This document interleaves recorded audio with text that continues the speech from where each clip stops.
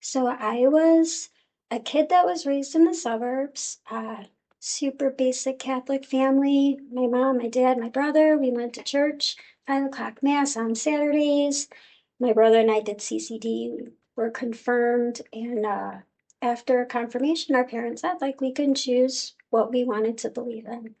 And I did want to continue, but you know what? I was never told to read the Bible. I was never told to pray. I was never shown anything, explained anything. So I didn't even know what I was missing.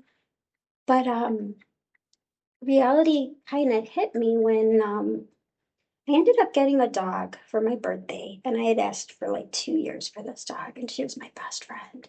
And she was kind of like what kept me grounded throughout my childhood and getting into high school. So I didn't have a lot of real friends, but I did make friends in high school. They were kind of like the bad group, leather jackets, hole in your pants, Metallica shirts. They were not, they didn't do the right thing, put it that way. And they smoked pot, they drank, and I felt like I fit in. And because I didn't really have friends, that it was nice to be included. But I still brought my little dog with me everywhere I went. So when she got sick, I chose to, instead of going and spending the night by my boyfriend's house, which my parents said, like, you can absolutely spend the night by your boyfriend's house, even though we hate him. I chose to stay home with my little dog. And it's about 3 in the morning, and she was whining with every breath she was taking, and I had to hold her up to use the bathroom. She couldn't stand on her own. And I I was tired. I was frustrated. I put my pillow over my head and said, God, make her stop. And her next breath, she just stopped breathing. Um, I felt a very cold feeling come over me. I felt a power that I can't explain, and it was too much for me, and it scared the heck out of me. It scared me. Um, I didn't blame God for taking my dog, my best friend, but I also couldn't wrap my head around God at that point. So God became fairies and nature and higher spirits and Disney movie picture basically of good and bad. So that Disney movie belief of God worked for me for about 9 years going into sobriety, which was kind of neat because it got me through. It helped me to work the steps, helped me to do what I needed to do. My husband and we actually got married. We had a house, and I had a dream job, and I thought everything was great. And then we, I ended up having to leave my job, and I was on good terms with it in the sense that like it was a peaceful decision. I couldn't work there anymore. It was a physical issue that I was having. But it was a big change. I had to change all my meetings. I had to change everything. And so when I started this new job 2 weeks in, my husband and I got COVID. And I don't know if it was all the change in my life, if it was getting sick, if it was just being at home quarantined with my husband for weeks. I don't know what it was, but everything started feeling fake. Everything I believed in just I didn't feel anything. And when I would pray, I felt nothing. And when I'd meditate, I felt nothing. And I started feeling kind of like that survival mode, just like when I was using heroin. And I started feeling like I was trapped inside myself again. And my voice got real quiet. And I couldn't tell anybody how I felt. I couldn't tell anybody anything. And I remember I ran out of my house and I ran down the street, and there's like this little forest preserve trails and stuff, and it was raining, and I love to run in the rain, and I ran until I couldn't run anymore, and I reached out into the universe and I asked God for help. And you know what? He's always listening because he helped. And he brought me a friend that said, "Why don't you just talk to God?" I'm like, okay. So I tried that. I tried just talking to God, and I talked to him every day. I told him about my day. I told him about my feelings and my thoughts. Like he was like my best friend. And I started wanting to know more. And then another friend gave me this little Bible snippet.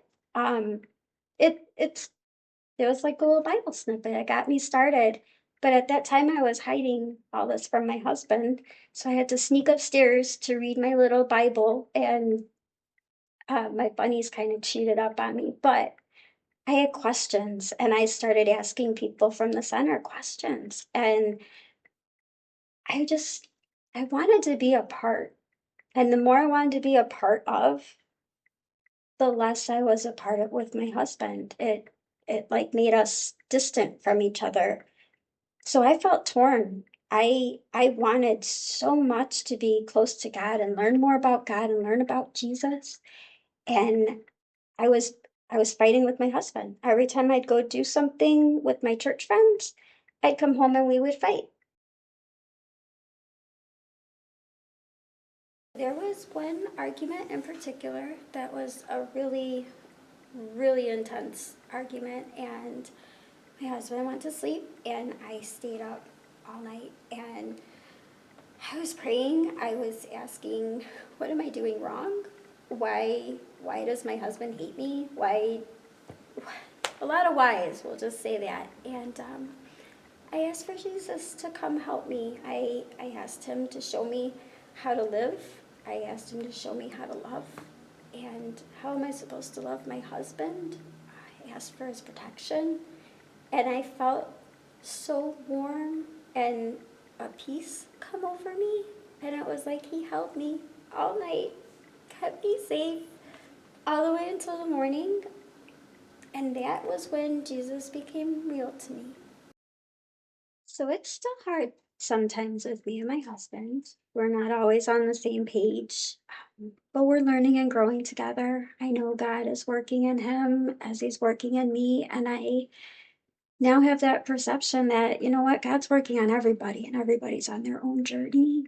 And it helps me not to be judgmental. It helps me to be super loving to everybody.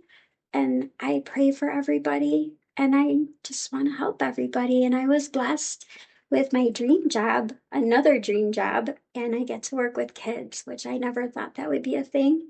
And I get to be myself, which that sounds super silly to say, but I went a really long time in my life not knowing who I was. And that, I'd have to say, is probably one of the biggest reasons I was in the predicament that I was in most of my life, because I didn't get to know who I really was. And so to get to be myself, the more bold and fearless and persistent I am, and the more faith and trust that I put in God, the more He's moving me.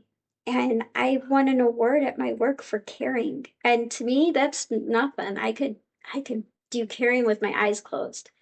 But to have so many people recognize that I'm a person that's loving and understanding of them, that they can come and talk to, I I don't know, that just warms your heart in a different way. And I want to do more. I always end my day wanting to do more, but I'm grateful for what I've gotten to do.